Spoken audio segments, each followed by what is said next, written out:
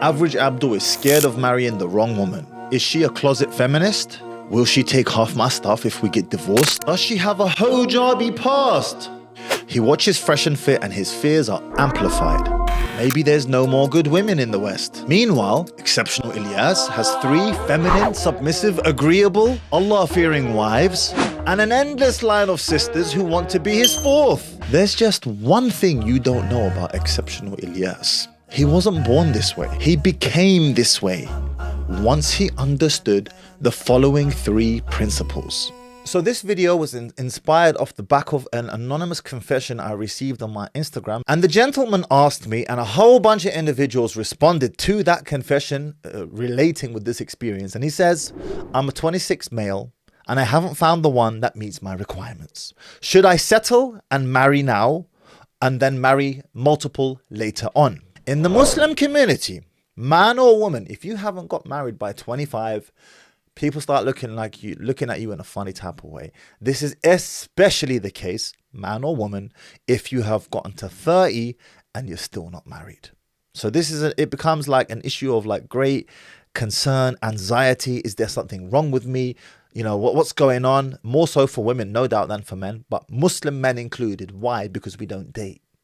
So people look at you like, bro, how you been holding out for so long? Is there something wrong with you? Do you have a boredom addiction? People start looking at you funny, start looking at you weird, like, well, if you were such a great catch, surely you'd be taken already. And that is the reason and the motivation behind this video. And I'm going to provide you with 3 principles. 3 principles that if you follow them, it will make your journey to finding your beloved wife exponentially easier. Principle 1, don't disqualify bad women. I know that sounds like an oxymoron, but bear with me, I'm going to explain what I mean. Principle 2, most women are not like the ones you see on Fresh and Fit, contrary to popular belief. Women in general, particularly Muslim sisters, are far more reasonable than those that you see on the Fresh and Fit podcast, and I will prove it to you later on in this video. Principle 3, marry women with flaws. Sounds like another oxymoron, bear with me. You will thank me for this video. Principle 1, don't disqualify bad women. Let me give you a story about myself. I first got married at the age of 16, not an arranged marriage. I've met the sister in my college and we both mutually wanted to get married. Actually, I wasn't practicing at that time, but I saw that she was wearing hijab and abaya and I said to myself, can't mess around with her, Muslim girl. I'm from my Muslim background and it clicked in my head straight away. Went to her dad, bada bing, bada boom, 6 weeks later we got married. However, the details of this story that I've told many times before, you don't yet know, and I'm about to tell you. My wife-to-be, she wasn't my wife yet, okay, we're both in first year of college. Although she wore hijab and abaya, she wasn't practicing. Neither was I, by the way, but she was not practicing. She wore hijab and abaya because her father imposed it upon her. She wasn't praying. She listened to music. And she had guy friends. Big deal breakers across the board. And for those of you having a knee-jerk reaction to the guy friends, I hope you had a bigger knee-jerk reaction to the not praying, because that's actually worse, okay, than the guy friends. Regardless, they're all bad. And yeah, the moment we got married, she started praying all of her salawat on time, all the time, immediately. And the guidance is from Allah. However, it happened. The moment we got married, she dropped all of her guy friends in a heartbeat. And the music took a little while longer, but eventually she dropped that too. Talking about a matter of weeks here with the music. Everything else was at once and immediately. Now, if I had looked at her with an eye of, oh, you know what? You got guy friends, I can't be doing this. I'm sorry, I can't marry you. I would have still been single. I would not have gotten married. And I may well have even fallen into haram with her, which is what many of you brothers are falling into. You're disqualifying these sisters on certain grounds, but then you're falling into something that is infinitely worse. Zina, fornication, sex outside of marriage. So what do you mean, Mahdi? What do you mean? Don't disqualify bad women. Are you telling me to marry a woman who's got guy friends? Listen to me, Habibi. I'm not telling you to do that. What I am telling you is that it is extremely difficult to impose your will upon a woman who does not yet love you, who is not yet in your frame. And the only way for her to be completely in your frame is the moment you have consummated the marriage. That is, you have been intimate with her. You have had sex with her. It's the only time that she will be able to fully fall into your frame. And trust and believe, once she is in your frame, she will do things for you she never thought that she would do. Granted, she should do it for the sake of Allah anyway. And I completely agree with this premise. الرجال قوامون على النساء. Men are the protectors and maintainers of women. Do you know why a Muslim man is allowed to marry a Christian or a Jew woman, but not the other way around? A Muslim woman cannot marry any non-Muslim man, because typically the woman falls into the frame of the man and walks in the direction of the man.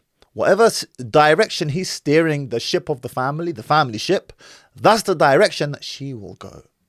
So a Muslim practicing man can marry a Jewish woman and his religion can still be intact, no problem.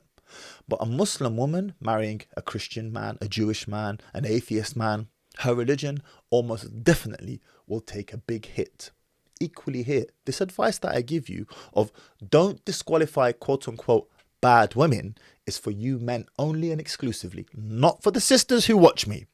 You need a practicing brother, but for the brothers, you can at least consider a sister who may have a couple of flaws about her, deal breaker flaws even, if she has other qualities that I will elaborate upon in a moment. What are those? What is the number one quality I am referring to here? Agreeableness. Does she have the secret magical ingredient of agreeableness? Of not fighting you at every turn, of wanting to obey you, of wanting to be guided by you, of wanting you to lead her? Does she have those ingredients? More importantly, does she want to change for the better, for the sake of Allah? This is so crucial. If she has guy friends, if she listens to music, maybe even her hijab is a bit funky, maybe she doesn't even wear hijab, maybe she doesn't, but she wants to change and she recognizes what she's doing is wrong. This is very powerful if she has other qualities that are very important and essential to the success of a marriage. And I will elaborate with another story. The third wife that I married, when I met her, I was like, subhanAllah. So many excellent qualities. I was so happy. Like incredible qualities. Qualities that I did not have in my previous two wives. But there was one problem. And this one problem nearly blew off the whole thing. My previous two wives wore niqab. This one that I was talking to, the third one, she wore hijab and abaya, but she didn't wear niqab. When I raised the issue of niqab with her, she was like, I don't know, I don't want to wear niqab. She had some anxiety-related issues with regards to the niqab. It makes me claustrophobic. She's prone to anxiety attacks. I said, you know, then we can't get married. And I nearly blew it off completely. Alhamdulillah, I had common sense to go away and think to myself and say, you know what? She has all these other qualities that are so important to me and are so important to the success of our marriage. Am I going to sacrifice that for a niqab? Number one. Number two, I also knew, despite my relatively young age, that once a woman falls in love with you and she's been intimate with you and she's in your quote unquote frame, she'll do things for you that you didn't want her to do, that she didn't want to do of her own accord anyway. I had the common sense to say, to have that realization. I said, okay, forget the niqab issue. But these colorful hijabs, I don't like them. They have to be plain colors, either brown or gray or black. She agreed to that. We got married. Guess what? Whenever I want her to wear niqab, now she wears niqab. Particularly as I become more high profile, it's more and more important for my wives to wear niqab, because, you know, people see me on the road, they take photos, selfies. I don't want my wives in those pictures and things of this nature. She turned out to be everything I thought she would be and more and better in terms of the peace and the tranquility and all of those great qualities that were so important to me, because I was experiencing chaos with the first two wives. We went our separate ways with the first two. Absolute chaos. She had those qualities, but I was risking sacrificing all of that because of a niqab. Principle 2. Most women are not like the ones you see on Fresh and Fit. And I know our brother Myron likes to point out over and over how he's spoken to thousands of women and they all have the same issue. And that this is women across the board. They've got these inflated expectations. Everyone's got, all of the men have to be earning more than 100K, 500K, $1 million a year, and so on. And yet, from the conversations, the many conversations that I have had with the sisters on my live stream, when this issue of money is brought up, height is brought up, their answers are very different to the women on Fresh and Fit. Typically quite reasonable. So long as he's earning, how much does he need to earn? I don't know, I just want to be secure. What does secure mean? Define it for me, sister. Let's not get lost in the weeds here. I don't know, £40,000 a year, £35,000 a year. One of them said £25,000 a year.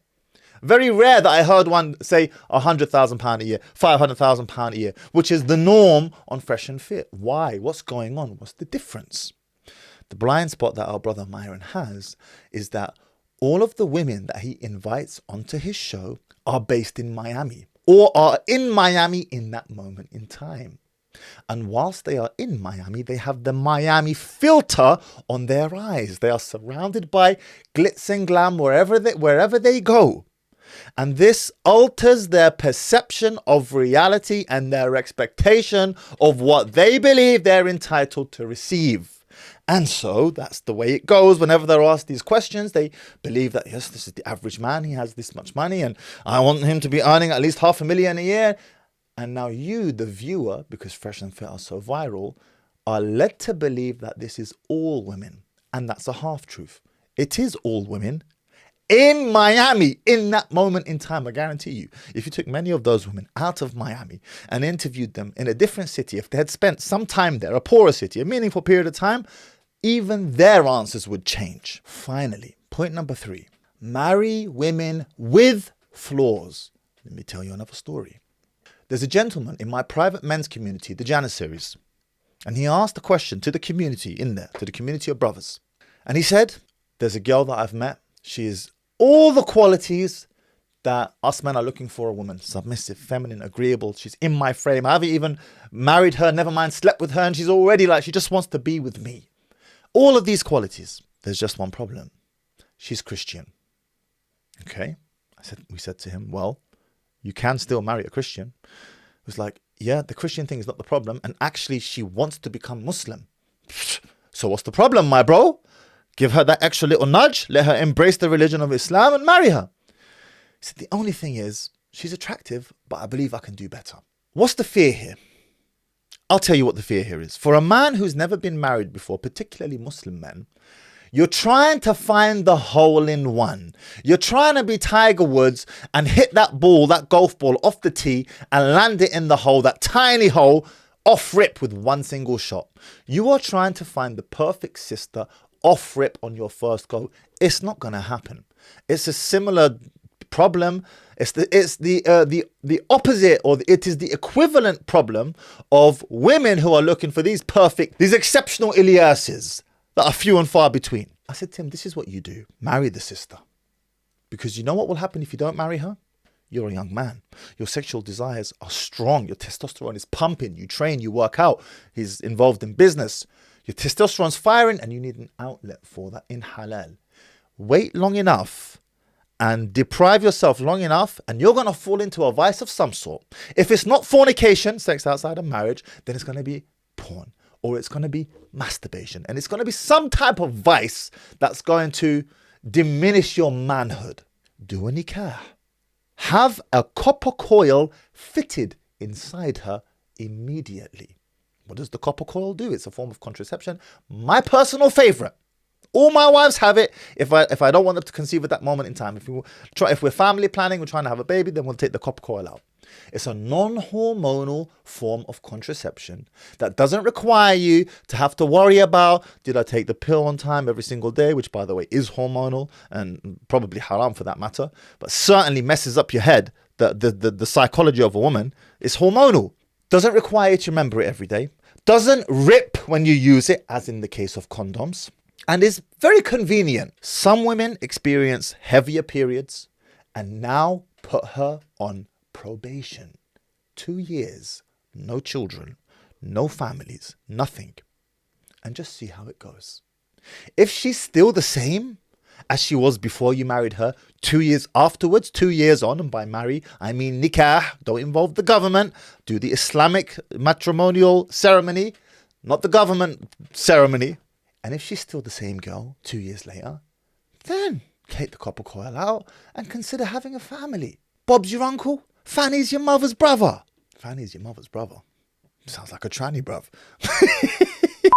And if you find that she's not the same sister afterwards, she's changed significantly and you're not particularly happy, no problem. You two can go your separate ways and move on.